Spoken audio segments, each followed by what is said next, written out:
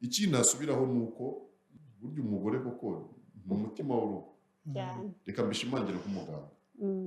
Nk'umuganga nagira ngo nshimangire ko buriya kugira ngo umugore cyangwa umugabo babeho ni uko bituruka mu gusanwa.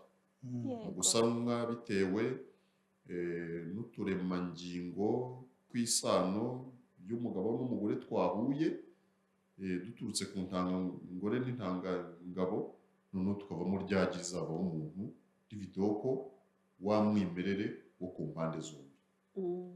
Ibyo rero bikomeza bikura umuntu bikazagira n'imitekerereze mu mutwe we, ariko bya bindi atekereza bigaturuka no kuri kwa kuremwa kwe, kuko aremwe koko ari igitsina gore cyangwa ari igitsina gabo. Aha rero aho gituwe mbigarukaho ni uko tuzi ko mu misemburo ituma habaho umugore cyangwa umugabo, cyangwa imisemburo umubiri w'umugore cyangwa umugabo ikora, hari n'igihe nayo igenda ihura n'ibyo umuntu azakora neza kurusha undi. Nabyo bibaho, nicyo gituma tuvuga n'ubwuzuzanye, kuko burya n'ukuntu umuntu yemera ibyo ashobora gukora neza kurusha mugenzi we. Buriya imisemburo ya kigore ituma buriya abagore bagira gushishoza kurusha abagabo. Gushishoza, kwihangana, gusobanura ibintu neza, kuko buriya iriya misemburo wa estrogene wa progesterone iyobora ukwezi k'umugore ariyo imisemburo y'abagore, burya muri icyo kintu kwihangana, gushishoza, kureba kure, gufata icyemezo neza udahubutse, ibintu nk'ibyo no bigatuma ko abagore koko iyo umuhaye imbaraga agakora imirimo ye neza anayitungana neza rwose kurusha umugabo. Ibi ngibi ni ibintu byagaragajwe n'abashakashatsi. Ku rundi ruhande noneho burya abagabo nkatwe tugira umusemburo nyine wa kigabo bita testosterone. Uwo musemburo buriya ni umusemburo w'imbaraga, w'ibigango, ariko nyuma yaho kuba n'izo mbaraga ibigango hakazamo kwiyemera ndetse no guhubuka. Burya abagabo kenshi barahubuka, bariyemera, bagira gute, ku buryo koko no mu buyobozi cyangwa mu gufata ibyemezo umuntu ashobora guhubukira icyemezo akagifata wenda atari cyiza kuko atagishije wenda umugore inama, kandi umugore we ufite bwa bushobozi bwo kubanza gushungura no kureba no gufata icyemezo muri make kinoze. Aha rero ndagira ngo nabyo abantu babimenye kugira ngo dusuzuguraho ko ngo abagore n'abakobwa nta bushobozi bafite, kandi ahubwo aribo bafite ahubwo imbaraga no gukerebuka no kureba kure no gushishoza kurusha abagabo.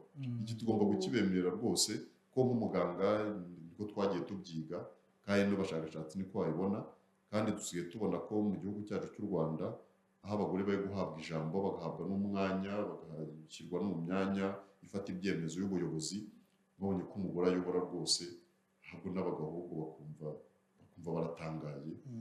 Mwumvise ko umugore arajya hariya yakavuga ijambo, ahubwo ugasanga n'umugabo wenda kurivuga ryari kumunanira, ndetse haba no gufata ibyemezo, kuyobora abantu, gutanga raporo, kuyobora ikigo kigatera imbere. Mwabonye ko abagore rwose basigaye ari inararibonye, ari intyoza, ku buryo bakora ibintu kuko n'abagabo tukavuga ati uriya mugore arasobanutse. Twubahe rero. Urakoze cyane. Ndagaruka cyane ku kintu wavuze cy'uko kugira ngo urwanye ihohotera ugomba kubivuga kenshi, ubwa bukangurambaga buhoraho. Ndagira ngo ubaze Dr. hari ibigo bya leta bifite inshingano zo kurwanya ihohotera, hari imiryango itandukanye ikorana n'ubwo bukangurambaga. Ese ubona ibikorwa cyangwa ibyo bakora bidahagije ku buryo mwavuga ko bikwiye kuvugwa kurenza uko bikorwa? Ndagira ngo tubwire uko ubibona muri iki gihe, uko kubivuga kenshi, kubigarukaho. Murakoze cyane, icyo ni ikibazo cyiza.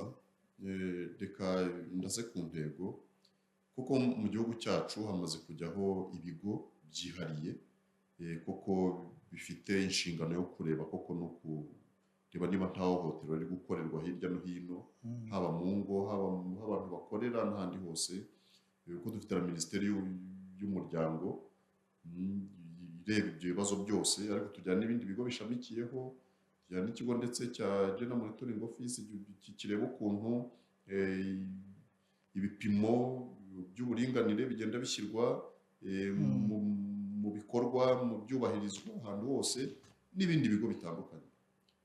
Ariko icyo navuga ni uko intambwe iri kugenda iterwa ni na nziza, biranagaragara kuko hari ikigenda gikorwaho ugasanga umugore n'umukobwa bari guhabwa ijambo, koko bari gushyirwaho n'amahirwe atuma koko batinyuka, bakumva ko bafite imbaraga n'ubushobozi nk'ubwa basaza babo. Ariko navuga ko buriya kugira impinduka mu bantu ni inzira ihoraho, ntabwo ari ikintu gikorwa umunsi umwe, umwaka umwe cyangwa imyaka 5 biba birangiye. Ni urugendo rurerure, cyane cyane ko guhindura wa muco wabayeho igihe kirekire cyane, imyaka ibihumbi n'ibihumbi, bisaba no kuwuhindura ko nabwo ko bisaba igihe. Ntabwo twavuga ngo tuzagira ngo ku ijana ngo umwaka runaka, ahubwo icyo navuga ni uko nanakangurira n'inzego ziriho, ariko none nkanakangurira buri muntu wese, iki kintu cy'ihohotera rikorerwa abakobwa n'abagore twagombye kukivuga tutanaterana umupira ngo tuvuge ngo tugihare minisiteri y'umuryango, tugihare ngo bariya, tugihare abayobozi, ahubwo twe tukakigira icyacu. Kuko iyo iri hame ry'uburinganire n'ubwuzuzanye rishyizwe mu bikorwa neza, umugore n'umukobwa kumva afite amahirwe nk'aya musaza we, twese tubigiramo, navuga impinduka turazibona, inyungu zikatugeraho. Kuko usanga iyo umugore wabonye akazi keza uri umugabo, wamushahara winjira mu rugo. Iyo umugore wawe cyangwa umwana w'umukobwa yize akarangiza amashuri akagira ubwo bumenyi, nawe hari ubwo agusangiza akajya gusobanura ibintu uri umubyeyi, ukumva nawe urishimye uvuga ati umwana ashoboye kunsobanurira ikintu runaka. Tujya tubona, urabona nk'umwana araza, waba wenda nk'agatelefone wenda kakwamye cyangwa se na kompiyuta, ufite nk'umwana w'umukobwa wize ariya masomo y'ikoranabuhanga, yaza yagufasha kuyishyira ku murongo, ukumva urishimye cyane. Umwana wanjye yarize. Ukavuga ati umwana wanjye yarize. Noneho ibi ni ibintu rero tugomba kudahanahana umupira, ntituvuge ngo reka tuwuharire ngo abagore, ngo abakobwa, ngo abayobozi, ngo iki, ahubwo buri wese mureke tubivuge. Mugenzi wanjye yabigarutseho, ndamushimira cyane. Duhere hariya dutuye, haba mu rugo iwacu, tuganire ku kuntu twakumira, tukigisha n'abana bacu n'abantu bose kurwanya no gukumira ihohotera rikorerwa abagore n'abakobwa.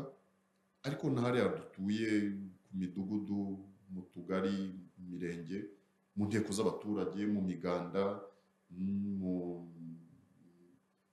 mugoroba w'umuryango, aho hose tuvuge muri iki kintu, kandi noneho dutume kuko umuntu wese tumuha ijambo nawe akagira icyo akivugaho.